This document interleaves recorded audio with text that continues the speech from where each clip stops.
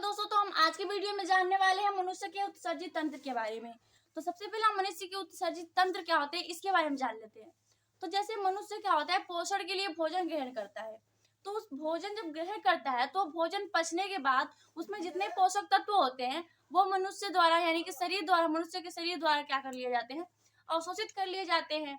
लेकिन जितना उसमें कार्बनिक पदार्थ बचते हैं यानी कि ऐसे पदार्थ जो शरीर को हानि पहुंचा सकते हैं, यानी कि हम कह सकते हैं अपच भोजन जो नहीं पचता है, उसमें अम्ल होते हैं और हानिकारक गैसें होती है।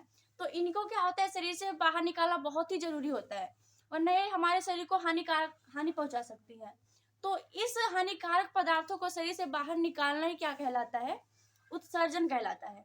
यानी कि यही प्रक्रिया, जैसे कि हमारे शरीर से गंदगी को बाहर निकालना ही क्या कहलाता है, यही प्रक्रिया क्या कहलाता है, उत्सर्जन कहलाता है।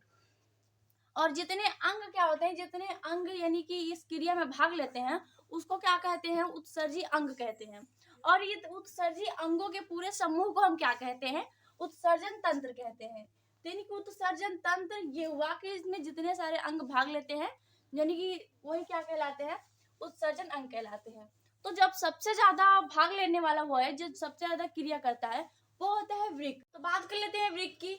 तो वृक्क संख्या में 2 होते हैं और उधर गुहा के कशेरुक दंड के इधर उधर यानी कि दाएं से बाएं की ओर स्थित होते हैं।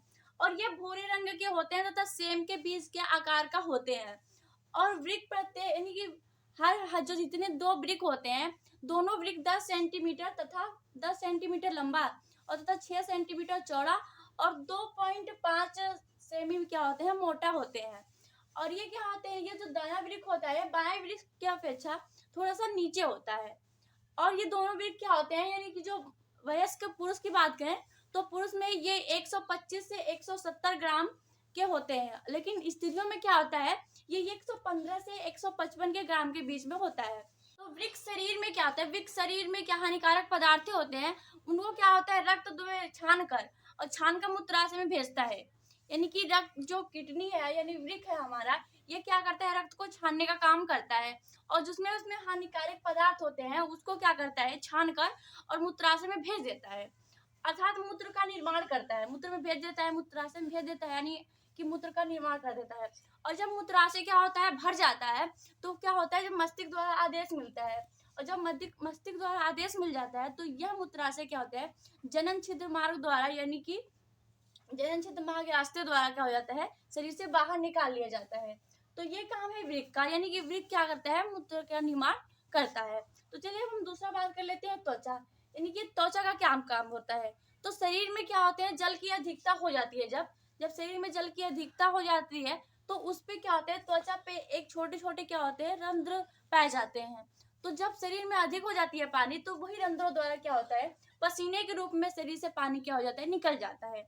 तो इस प्रकार से क्या होता है, ये शरीर का तापमान भी नियंत्रण करता है त्वचा। तो त्वचा क्या करता है, यानी कि हमारे शरीर में जो पानी अधिकता हो जाती है वो निकालता है। तो इस प्रकार से ये हमारा उत्सर्जन अंग का काम करता है। तो अब हम फेफड़े की बात कर लेते हैं। फेफड़े हमारे शरीर में कैसे उत्सर्जन अंग में भाग लेते हैं। तो जो शरीर में श्वसन की क्रिया होती है, तो शरीर में श्वसन की क्रिया द्वारा क्या होता है, कार्बन डाइऑक्साइड गैस बाहर निकलती है। तो कार्बन डाइऑक्साइड भी क्या होती है, हानिकारक गैस होती है, तो इसलिए इसको बाहर निकालना बहुत ही आवश्यक होता है। तो इस कार्बन डाइऑक्साइड गैस को फेफड़ों द्वारा, नासा मार्ग द्वारा बाहर निकाल दिया जाता है। तो इस प्रकार से यानी कि कार्बन डाइऑक्साइड को बाहर निकालने में क्या करता है, फेफड़ा मदद करता है। अब हम अगले टॉपिक जो है बात कर लेते हैं, वो क्या है, मलाशय। यानी कि मलाशय का क्या काम होता है। तो शरीर में जितने अपच्य भोजन होते हैं, जो नहीं पचे होते हैं, उनको क्या कहता है, आमाशय से क्या होता है, छोटी आंत में, और छोटी आंत में फिर बड़ी आंत में होकर क्या होता है, मलाशय में ही भेज दिया जाता है। और फिर मलाशय में भेज देने के बाद एवं जो इसके गुदाद्वार होते हैं उसके द्वारा क्या कहता है, अपच्य भोजन को बाहर निकाल दिया जाता है।